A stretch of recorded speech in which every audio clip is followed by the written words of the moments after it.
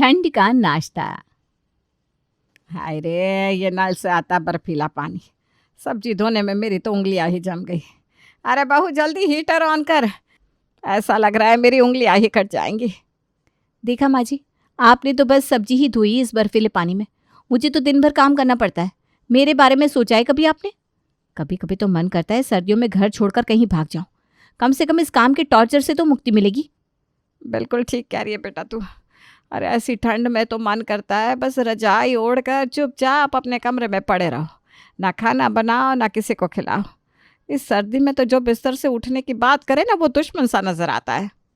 अरे माँ जी, अब तो फिर भी शाम हो रही, इस समय तो काम करने में उतनी दिक्कत नहीं होती। सुबह सुबह 5 बजे उठकर जो हमारे घर में चाय चाय का शोर मचता है ना, सबसे ज़्यादा तकलीफ मुझे उससे होती है। अरे हिम्मत ही नहीं करती कि रजाई से एक उंगली भी बाहर निकालो। लेकिन मनोज को तो सुबह सुबह उठकर चाय से ही कुल्ला करने की आदत लगी हुई है। न खुद चैन से सोते हैं ना मुझे सोने देते हैं। खुद तो ऑफिस चले जाएंगे और उसके बाद हम पूरा दिन घर के कामों में चक्की की तरह पीसते रहते हैं।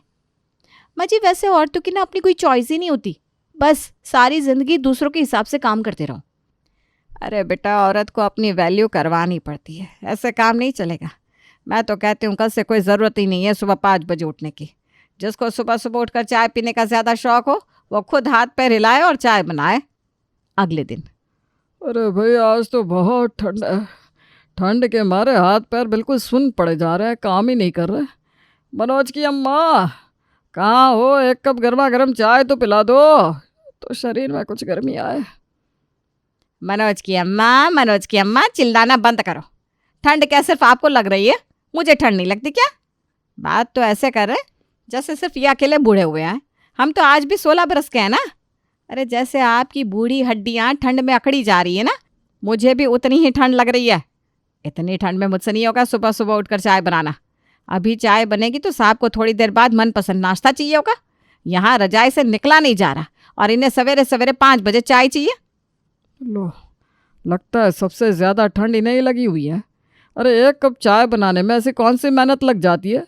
अगर तुम्हारी भी ठंड में हड्डियां गली जा रही है तो एक कप चाय अपने लिए भी बना लो, तुम्हारे शरीर में भी थोड़ी गर्मी आ जाएगी।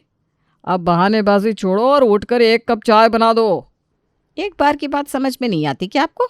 अभी बोला ना, इतनी सर्दी में सुबह सुबह उठकर ये चाय बनाने का काम मुझसे नहीं हो पाएगा। खुद तो बैठे हैं कंबल में मफलर लपेटे और मुझसे चाय मांग रहे हैं।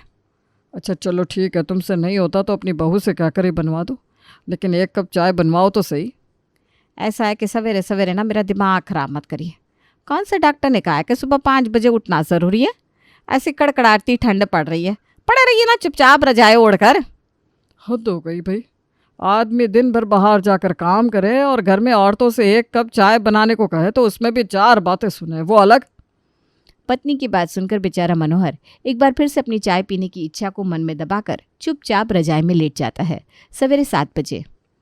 अरे भाग्यवान, आज तो लगता है बहू भी सोकर नहीं उठी, वरना रोज़ तो 6:30 बजे तक रसोई से खटपट की आवाज़ आनी शुरू हो जाती थी। ज़रा देखो तो जाकर बहू ने चाय बनाई कि नहीं।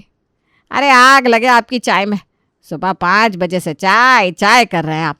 इतनी सर्दी हो रही है, लेटी होगी वो बेचारी अपने कमरे में, मैं क्यों जाकर उसका दरवाज़ा खटखटाकर चाय के लिए पूछूं?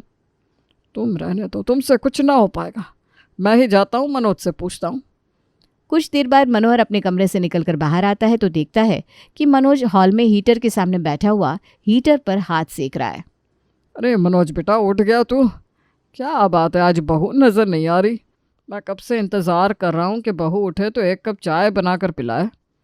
अरे बाबूजी रहने दीजिए, नाम मत लीजिए उसका। मैं खुद पिछले 1 घंटे में कम से कम 4 बार जाकर जगा कर आया हूँ उसे, लेकिन वो तो रजाई में ऐसे सिकुड़ी पड़ी है जैसे दुनिया भर की ठंड उसे ही लग रही है। कहती है इतनी सर्दी में उठकर उसे काम ना हो पाएगा, इसलिए चाय पीने का शौक हो तो मैं खुद बनाकर पी लूँ। बेटा ये तो बड़ी समस्या की बात हो गई। ये दोनों सास बहू सलाह बनाकर बैठी हैं। तेरी माँ भी ना ऐसे ही जवाब दे रही है और बहू भी। अब हम क्या कर सकते बेटा, हमें तो 8:30 बजे ऑफिस के लिए निकलना है। अगर हम समय पर चाय नाश्ता नहीं करेंगे तो ऑफिस कैसे पहुँचेंगे? बिल्कुल ठीक कह रहे पापा, ऐसा लग रहा है कि इन दोनों को तो कोई चिंता ही नहीं है। देखो तो कैसे घोड़े बेच के सो रही है अपने अपने कमरे में, और हम दोनों इंतजार में बैठे हैं कि कब चाय नाश्ता मिले तो हमारे शरीर में थोड़ी फुर्ती बने और हम नहा धोकर अपने ऑफिस को जाए। बेटा तू ऐसा कर, इन दोनों से तो उम्मीद करना ही बेकार है। दोनों एक से बढ़कर एक है। तो फटाफट से चाय रख दे, मैं तब तक थोड़ी देर यहाँ हीटर के सामने बैठकर हाथ सेक लेता हूँ। क्या पापा, मैं? अच्छा चलो ठीक है, मैं ही बना देता हूँ। मनोज जाकर चाय गैस पर रख देता है और एक बार फिर से आकर पापा के साथ हीटर पर हाथ सेकने लगता है। कुछ देर बाद, बेटा तेरी चाय बनी नहीं क्या अभी तक? बड़ी देर हो गई। अरे मैं तो भूल ही गया था, मैंने गैस पर चाय रखी थी, अभी देख कर आता हूँ। मनोज जाता है, तब तक रसोई में चाय का बर्तन जलकर काला हो चुका था। पापा लग रहा है आज का दिन ही खराब है, चाय का तो पूरा बर्तन ही जलकर काला हो गया है। मनोज और मनोहर बिना चाय पिए नहाने चले जाते हैं और कड़कती ठंड में नहा धोकर बाहर निकलते हैं। कम से कम नाश्ता तो बना दो, या बिना नाश्ते के ही ऑफिस जाना पड़ेगा। आज तो बिल्कुल हद ही कर दी तुमने। देखो, मैंने पहले भी तुम्हें बताया था, एक बार फिर बता रही हूँ, इतनी ठंड में अपने चाय नाश्ते का जुगाड़ ना कहीं बाहर ही कर लो, मुझसे नहीं हो पाएगा। अरे जब से ठंड पड़ी है ना, मेरा तो जोड़ों का दर्द नहीं जा रहा। अब मैं इतनी सुबह सुबह बाहर निकल कर काम करूँगी ना, तो पूरा दिन दर्द से मेरी हालत ख़राब रहेगी। अरे तो ठंड क्या तुम सिर्फ औरतों के लिए पड़ रही है, हमारे लिए ठंड नहीं है क्या? हम इतनी सुबह सुबह नहा कर आए, ऑफिस जा रहे हैं, और तुम 2 रोटी बना कर नहीं दे सकती? देखो, मेरे साथ बहस करने में समय खराब करने से कोई फ़ायदा नहीं होगा। नाश्ता खाना है तो खुद बना लो या फिर कहीं बाहर जाकर खा लो। होटल ढाबे बंद थोड़ी ना हो गए। मैं तो भाई थोड़ी देर से ही उठूँगी, ठंड हल्की हो तब रजाई से निकलने की हिम्मत बने।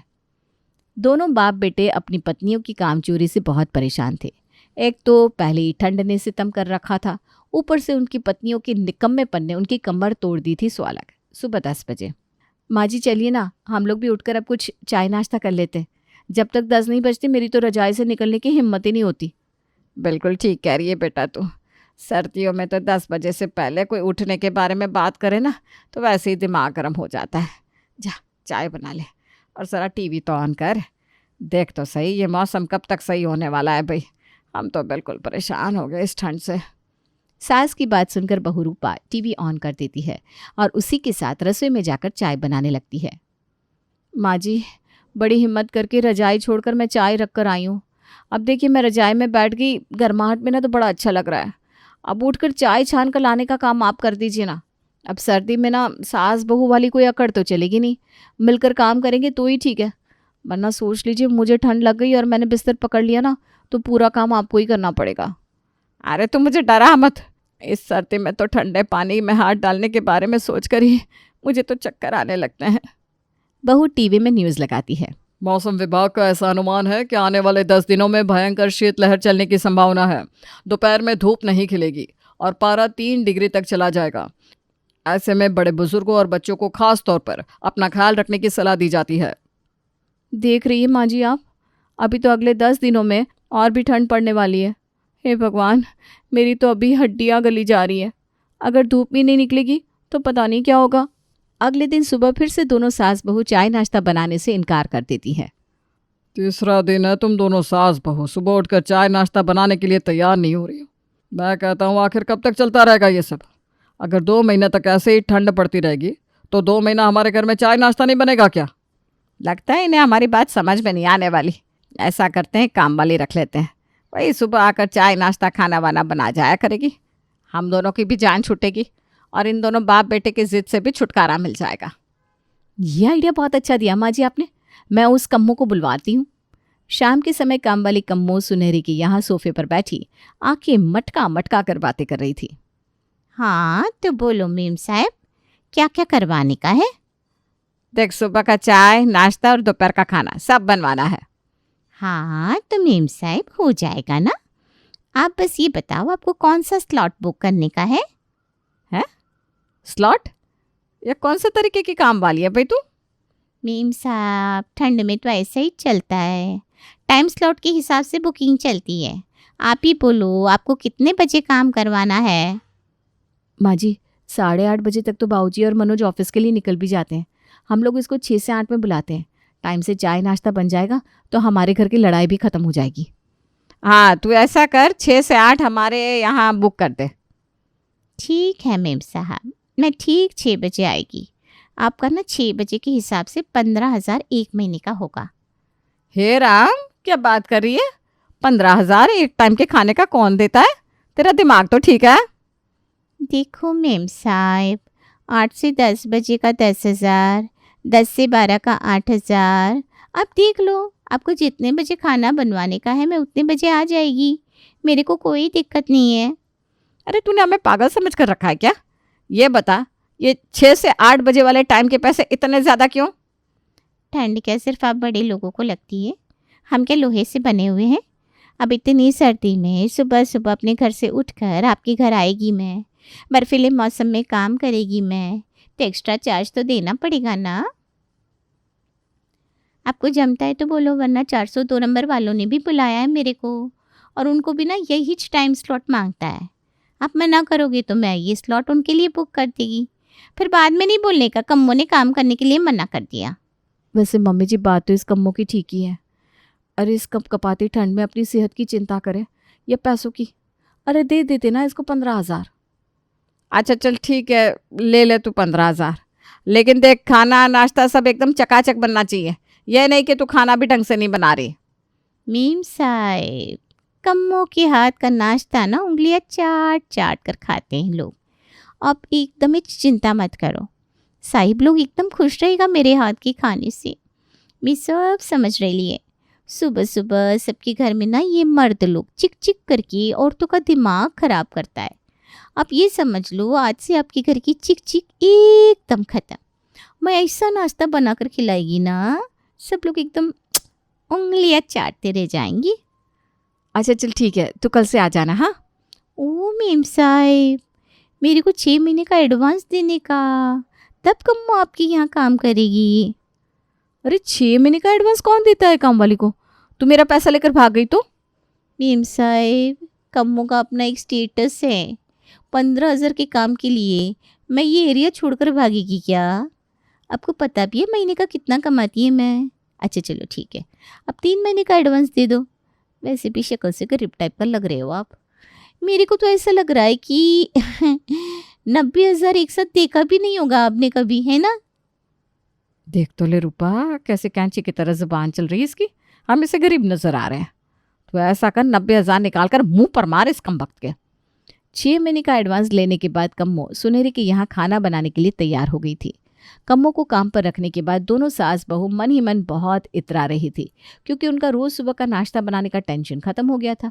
अगले दिन सुबह ठीक 6 बजे आ गई तू कम्बो। चल अब तू आ गई ना, तो फटाफट से पहले सबके लिए चाय बना दे, उसके बाद गर्मा गर्म नाश्ता बनाना, और दोनों साहब लोगों के लिए टिफ़िन बनाकर तैयार कर देना। समझ गई? ये सब तो मैं समझ गई मेम साहिब, मेरे को मेरा काम समझाने की कोई ज़रूरत नहीं है। मैं ये बोल रही कि ये क्या है, कौन से ज़माने में जी रहे हो आप लोग? ये किचन में इतना ठंडा पानी क्यों आता है? इसमें मैं नहीं हाथ डालेगी। अरे आपके घर काम करके मेरे को बीमार पड़ने का है क्या? आपको पता भी है आपके यहाँ से जाने के बाद मेरे को 4 घर में और काम करने का है। ऐसे बर्फीले पानी में काम करेगी तो किसी के घर जाने लायक बचेगी क्या मैं? अरे बड़ी नखरेली है रे तू। इतना नखरा तो मेरी बहू भी नहीं करती। देखो मेम साहिब, आपकी बहू आपसे डरती होगी, कम्मो किसी से नहीं डरती। आपको जमे तो कराओ, नहीं तो कोई बात नहीं। कम्मो ऐसी गिरी पड़ी नहीं है। अरे बहुत डिमांड है इस एरिया में। सबसे पहले तो इस नल में गीजर लगवा कर दो। अरे कितनी ठंडे है आपके घर में, यहाँ पर किचन में ब्लोअर लगाओ, तभी तो मैं काम करेगी। अभी मैं जा रही, जब मेरा बताया हुआ इंतजाम हो जाए तो मेरे को फ़ोन कर देना, मैं आ जाएगी। माँ जी, अब रसोई में गीज़र ब्लोअर ये सब खरीदने के लिए पैसा मांगेंगे ना इन लोगों से, तो घर में पक्का कलेश हो जाएगा। पहले ही 90,000 दे चुके हैं हम इसे, ऊपर से इस महारानी के नखरे खत्म होने का नाम ही नहीं ले रहे। अरे बेटा, कोई और चारा भी नहीं है। इसको एडवांस दे चुके हैं हम, अब क्या कर सकते हैं। तो ऐसा कर, अपने कमरे वाला ब्लोअर लाकर इसकी रसोई में लगा दे। और माँ जी, गीज़र का उसका क्या सोचा है आपने? ये तो बिना गीज़र के रसोई में खड़े होने को भी तैयार नहीं है। अरे ठीक है ना, मैं मंगवा देती हूँ एक गीज़र भी। जहाँ इतना खर्चा हुआ वहाँ कुछ खर्चा और सही। अगले दिन रसोई में गीज़र लग गया था और बहू रूपा के कमरे में लगा हुआ ब्लोअर हटकर रसोई में आ गया था। अरे जल्दी जल्दी आटा कूद कर रोटियां बना रही ना, ये क्या कर रही है तू? लेट हो रहा है बाबूजी को। दिख नहीं रहा आपको? अभी गैस पर पानी गरम कर रही मैं। थोड़ा सा पानी गरम हो जाए उसके बाद ही तो आटा गूंदेगी। इतनी सर्दी में ठंडे पानी में हाथ कौन डालेगा? माँ जी, इस कम्मू के नखरों ने तो जीना मुश्किल करके रख दिया है। आपको पता है कल क्या कह रही थी मुझसे? अब क्या नई फरमाइश कर दी इस महारानी ने? कह रही थी इतनी सर्दी में मैं आती है, सुबह सुबह कम से कम 1 कप गर्मा गर्म चाय और कुछ खाने के लिए तो दे दिया करो, ज़्यादा कुछ नहीं तो 1 पराठा ही बना दिया करो, शरीर में कुछ गर्मी आएगी तभी तो काम कर पाएगी मैं। अब ऐसे शरीर के साथ टेढ़ा मेढ़ा ही काम होगा ना, फिर मेरे से मत बोलना कम्मो अच्छे से काम करके नहीं गई। अरे अगर चाय नाश्ता हम खुद ही बना लेते तो इस कलमुही की ज़रूरत क्या थी? इस नास पीटी ने तो नाक में दम करके रख दिया है। माँ जी मेरा तो कभी कभी मन करता है इस नखरेबाज को निकाल कर बाहर कर दूं और खुद ही काम कर लिया करूं। इसके 100 नखरे सहने से तो अच्छा है हम लोग अपने घर का काम खुद कर ले। बेटा बिजली का मीटर देखा है तूने कैसे भाग रहा है? जितनी देर ये रसोई में रहती है गीज़र हीटर सब चलता रहता है। कल तो गैस ऑन करके उस पर हाथ सेक रही थी। मैं समझ रही हूँ माँ जी, लेकिन जब तक ये शीत लहर चल रही है तब तक मेरी तो बिस्तर से निकलने की हिम्मत नहीं है। एक बार ये शीत लहर शांत हो जाए उसके बाद देखते हैं। ठंड में सुबह उठकर नाश्ता बनाने से बचने के लिए रूपा और सुनहरी ने कम्मो नाम की एक मुसीबत को 90,000 में मोल ले लिया था और अब ये मुसीबत हर दिन उनके सर पर तांडव कर रही थी, जिससे दोनों सास बहू परेशान हो गए थे। माँ जी देखिए तो पूरे 1 हफ्ते बाद धूप खिली है और आज तो न्यूज़ में भी आ रहा है कि अब शीतलहर का दौर चला गया, अब मौसम ऐसे ही साफ रहेगा। अरे बेटा जब सुबह उठकर इस महारानी के लिए चाय नाश्ता बनाना ही होता है तो गीज़र हीटर और इसके नखरे झेल कर इससे काम कराने का क्या मतलब? तो ऐसा कर दफ़ा कर इसे, काम हम मिलकर कर लिया करेंगे। और माँ जी हमारा एडवांस?